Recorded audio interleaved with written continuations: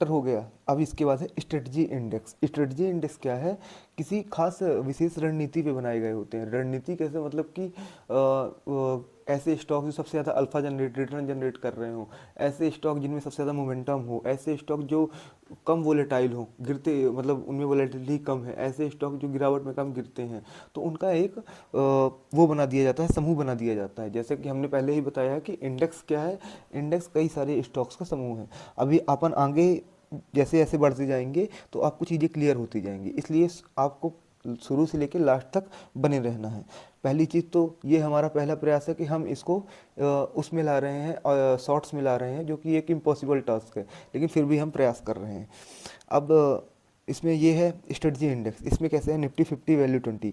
इसमें निफ्टी 50 के 50 वो स्टॉक्स हैं जिनकी वैल्यू अभी निफ्टी 50 के 20 ऐसे स्टॉक्स हैं जिनकी वैल्यू अभी कम है, तो उसमें वो है, इनको कवर करते हैं NV20I ETF से।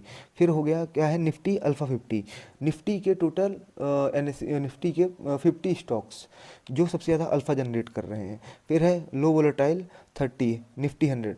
निफ्टी के 100 स्टॉक्स में से 30 ऐसे स्टॉक जो कम वोलेटाइल है, इसको कवर करते हैं लो VOLI ETF से। फिर फोर्थ है निफ्टी 200 क्वालिटी 30। निफ्टी 200 निफ्टी के जो 200 स्टॉक्स हैं उसमें क्वालिटी 30 स्टॉक्स कौन से? QL30I ETF। अच्छा, ये जो इंडेक्स है इसमें NSE के मैनेजर द्वारा बनाया जाता है। दूसरी चीज़, ये कंपनी के परफॉर्मेंस और उसके मार्केट कैपिटलाइजेशन के हिसाब से वेटेज इसमें रखा जाता है। तीसरी चीज़ ये है कि इसको हर महीने रिव्यू किया जाता है, हर महीने के लास्ट में इंडेक्स में फैक्ट शीट में बदलता है। तो अगर इसमें सेफ क्यों रहता है कि अगर कंपनी परफॉर्म नहीं कर पाई तो एक कंपनी में पैसा क्यों फंसा के रखें? हम एक ऐसे जिसमें NSE भरोसा कर रही है उस पूरे सेक्टर में फंसा के रखें अपना पूरा पैसा ग्रो होने के लिए। हमको इन्वेस्ट करना है, ट्रेडिंग करना है, स्विंग ट्रेडिंग करना है, मेन हमारा ये पर्पज़ है। तो ये बेस्ट तरीका है। तीसरी चीज़, अब नेक्स्ट बार करते हैं निफ्टी अल्फ़ा लो वोलेटाइल 30। वो इंडेक्स 30 वो स्टॉक्स इसमें रहते हैं जो अल्फ़ा भी अच्छा जनरेट करते हैं और लो वोलेटाइल भी होते हैं। इसको कवर करते हैं ALPL30I ETF से। फिर निफ्टी 200 मोमेंटम 30। निफ्टी के 200 बेस्ट स्टॉक में से 30 वो स्टॉक जिनमें सबसे ज़्यादा मोमेंटम है, इसको कवर करते हैं MOM30I ETF से। इनको एक तरीके से आप स्मार्ट बीटा ETF से भी बोल सकते हैं। जो ETF ये नॉर्मल थे ऊपर वाले, इनको स्मार्ट बीटा ETF बोलते हैं, स्मार्ट बीटा ETF। फिर उसके बाद है निफ्टी 200 अल्फ़ा 30। इसमें वो निफ्टी के 200 में से 30 स्टॉक जो सबसे ज़्यादा अल्फ़ा जनरेट कर रहे हैं, इसका वो है ALPH ETF अल्फ़ा ETF।